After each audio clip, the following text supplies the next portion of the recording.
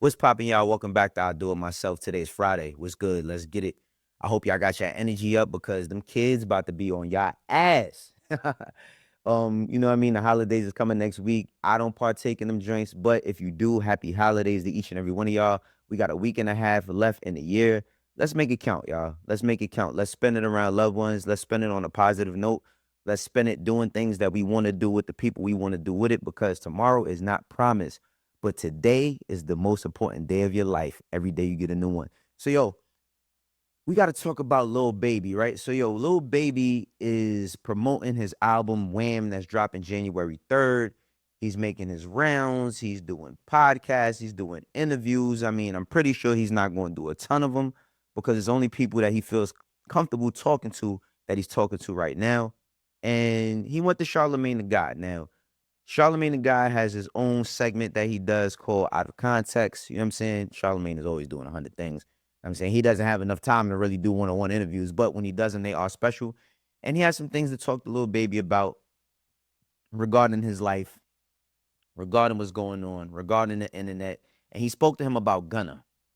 And of course, the question that everybody's been waiting to hear from a person like a Baby or a Thug, Baby answers, and I don't know if we like it though. Let's check out this clip though, so we could break this down. Shit with you and Gunna right now. I don't got no relationship, you know. The internet says you can't make hits without Gunna. So do you think y'all ever make music again? The internet will say anything. You know how many hits I got? Absolutely. And so that don't even make sense. You know? How much do you pay attention to the internet? Man, like I only see what I gotta see. Right. You know what I'm saying? And I try my best to just keep going. And I don't feed into that. I don't read comments and all that.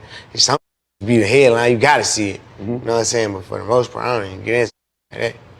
I know Thug says what Wham says goes, but if Thug says, hey, I'm gonna get in the studio, I'm gonna make some music with Gunna, baby, I want you to participate, would you?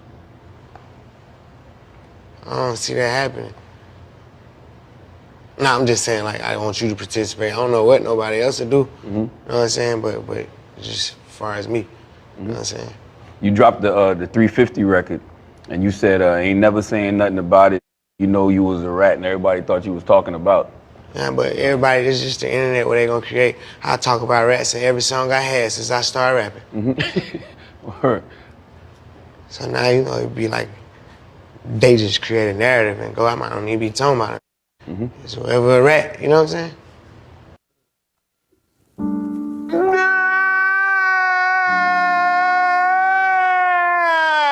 Ah, man, come on, yo. Bro, come on now, dog. Come on, man. Yo, bro. All right, listen. Okay, as a fan, this is disappointing to see, right? Because not only does it mean that they won't work together music-wise, but we'll never get to see them perform together. Now, one thing I will say about Gunna is, and people have been saluting Gunna for a minute because, you know, facing everything that he was facing, getting out on a plea deal, coming home, dropping an album with having a hit record on it with Fuck You Mean, you know what I'm saying, then coming back again with One of One, having What's Happening on all them records.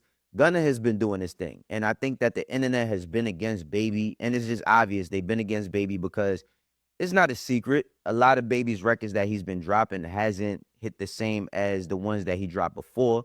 But, you know what I'm saying? I think that people are a little bit too harsh on Baby. I think that Baby raps just as good. It's just the beats.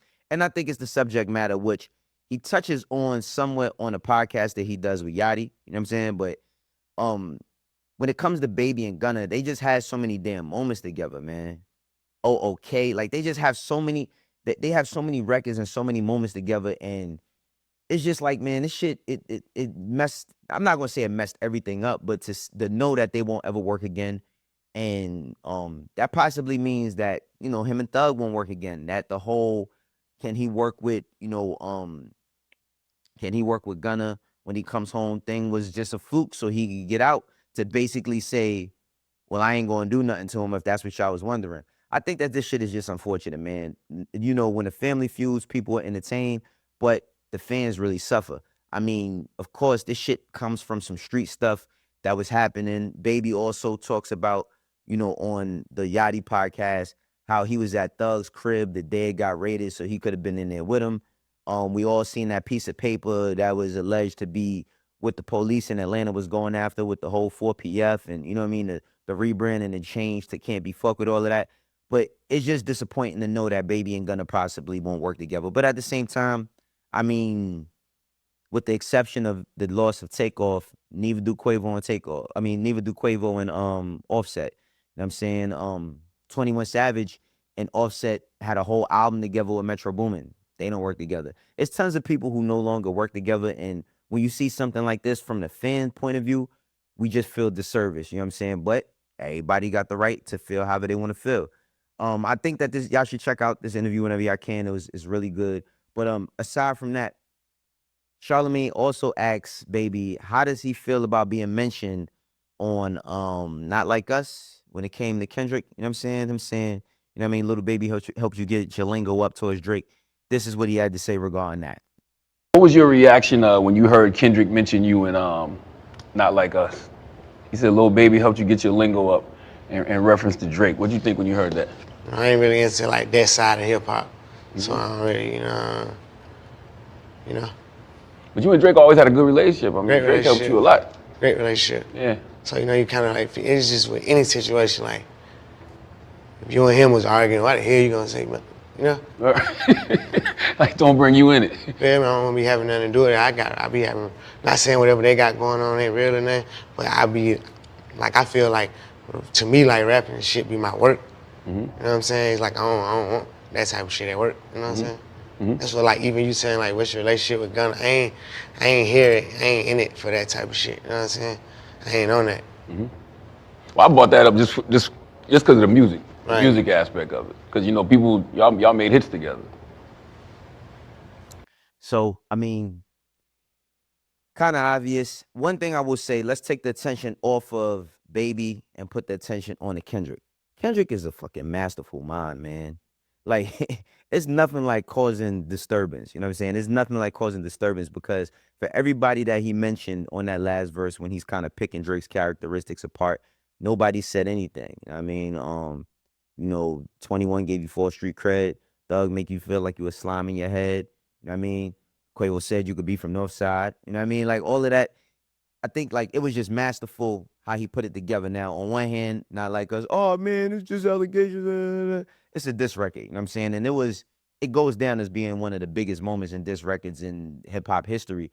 But man, when it comes to Kendrick wordplay and the art of war, he studies that shit. You know what I'm saying? But of course, Baby has a relationship with Drake. They made tons of hit records together. Shit. I mean, on Scary Hours, that you know what I mean? That joint with Baby has that verse. That verse kind of changed everything for him. I think that people was taking Baby serious as an artist when he came out with My Turn, but that verse that he had on Scary Hours was insane. You know what I'm saying? So I didn't expect nothing else. But here's a clip also from Baby talking with Yachty on Safe Space Podcast. And he talks about losing $8 million in one day gambling. Let's check that out. Most you ever lost gambling at once? $8 million. Okay. One day. How long? Like one day. Like probably like 40 hours. Yeah. 40 hours straight. I lost like 8 million. That's not 9 million. That's not one. I made myself stop gambling. Like I had Mike Rubin write a letter to every casino and ban me from the casino. You know what I mean? Because I just do shit. You know what I'm saying? I don't gamble no more. Okay. And what's I didn't know that. Yo, I ain't gonna lie, man. I lost a lot of money on Prize Picks. Nothing in the stratosphere of $8 million, but that shit is crazy, bro. Like, that's a real problem, and I'm happy that he said he got Mike Rubin to get him banned from casinos, because that's one thing about that gambling shit, man. One thing about gambling, I ain't gonna front, I stopped rolling dice. I stopped rolling dice a long time ago because, and I share this with y'all right quick. When I was younger, about like 15, I was like 15, I was uptown, you know what I mean, in Harlem on Lenox, and I was by a dice game, and these dudes was rolling dice, and I was making some side bets and everything, and a crazy situation happened, and somebody got left, and I almost got left too, you know what I'm saying? And ever since then, that trauma made me not want to gamble with rolling dice. I mean, if I go to the casino, I do play roulette. I like to play roulette every now and then, but I kind of back off the gambling shit. But 8 million in a day is crazy. I did hear his story prior. Well, not the whole entire story, but I did hear about this prior to him saying it on Yachty's pod. But let's just talk about that real quick. So the pod with Yachty. First off, I want to say I was a little disappointed that I didn't see my guy Mitch. I know that him and Yachty kind of ended the pod on a bad note with all the public shit with in front of him and Key Glock and their relationship playing out in front of the cameras. Yachty and Mitch is two brothers that I got a tremendous amount of love for and respect. So I hope that they could figure that out. I seen Mitch say that he's gonna be doing his own show, but I mean, they really they could have really did something. And I hate to see when, something that's really good splits. Baby Gunna, you know what I'm saying? Baby Thug. I mean, yeah, I mean not Baby Gunna.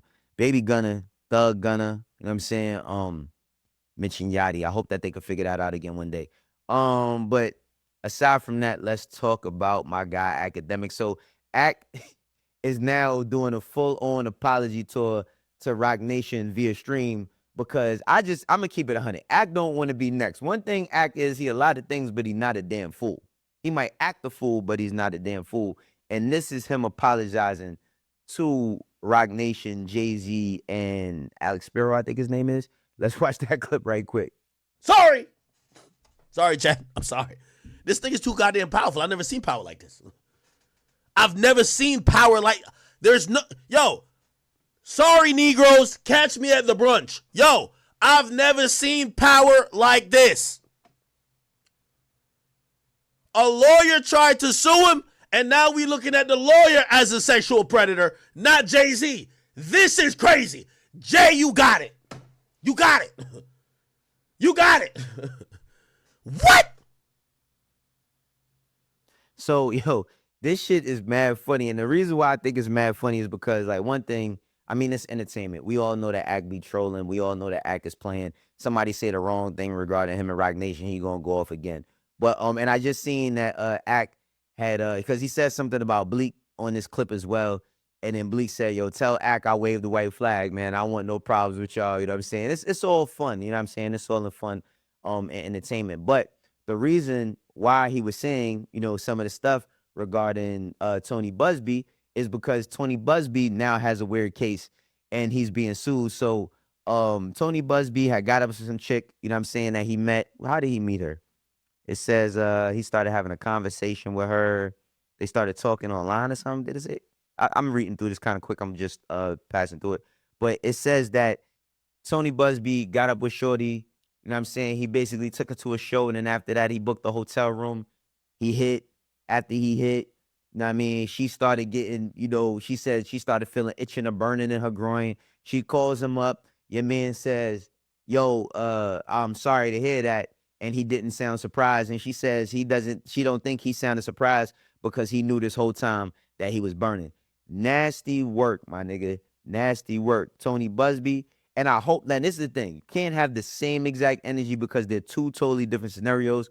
On one hand, it's alleged that Jay-Z was a sex offender and violated a 13-year-old girl. But Tony Busby doubled and tripled down on those claims from this woman. And they wanted is it a civil suit? Yeah, a civil suit so that they could get paid. It's not about justice. Jay said, yo, if you really want to go at me, go to the police. You know what I'm saying? And then, since NBC has interviewed this woman who says she has autism, there's been all types of holes in her story. Her dad says that he doesn't recollect driving 10 hours, 5 or 6 hours from Rochester all the way to New York City and then back. It was a quiet ride for 10 hours.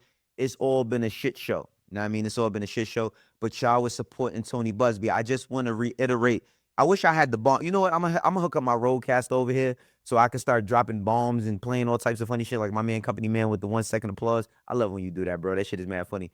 But I just think, man, like how everybody's saying, oh, we gotta chill, we gotta see what happens. What would you expect? What would you expect in a situation like this? But Akademiks does some more apologizing because he has not the best relationship with ROC Nation and Jay-Z. And here it is, him talking some more of his apology. Chat, I'm here to apologize to Jay-Z. And Alex Spiro, if you're out here, someone please send him this video. Akademiks sincerely wants to put in an apology, and really it's for everything. The history between me and ROC Nation has been lengthy. If you don't know, I've had odds with ROC Nation since the Vic Mensa thing happened. ROC Nation was feeding Complex with a bunch of interviewees, and once the Vic Mensa thing happened, there was a shift in how they tried to purport certain things and try to send people at even my platform. So that's how far the back and forth goes. But I'm here today officially to say I apologize. And the apology is coming from a place of, and I'm gonna, I'm always keeping it 100. It's coming from a place of And there you have it, man. Shouts out to Akademiks, man. But yo, like I said, you know what I mean? The year is ending. The year's ending. This has been a crazy year. Everything from the Dirk shit to the Diddy shit to the Jay-Z shit to the Drake and Kendrick shit to the, you know what I mean, the Weeknd and Future and all these other situations that's going on. In music, I'm speaking about specifically, has been wild. Of course, life be lifing. So I hope that if any things that y'all was facing, that y'all been battling, it gets greater later. You know what I'm saying? For the ones that we lost, let's send a prayer for them. This is I do it myself. For the ones that rock me, you know how we doing. For the ones that don't, eventually you will. I will catch y'all on another date. I'm out of here, y'all. Peace.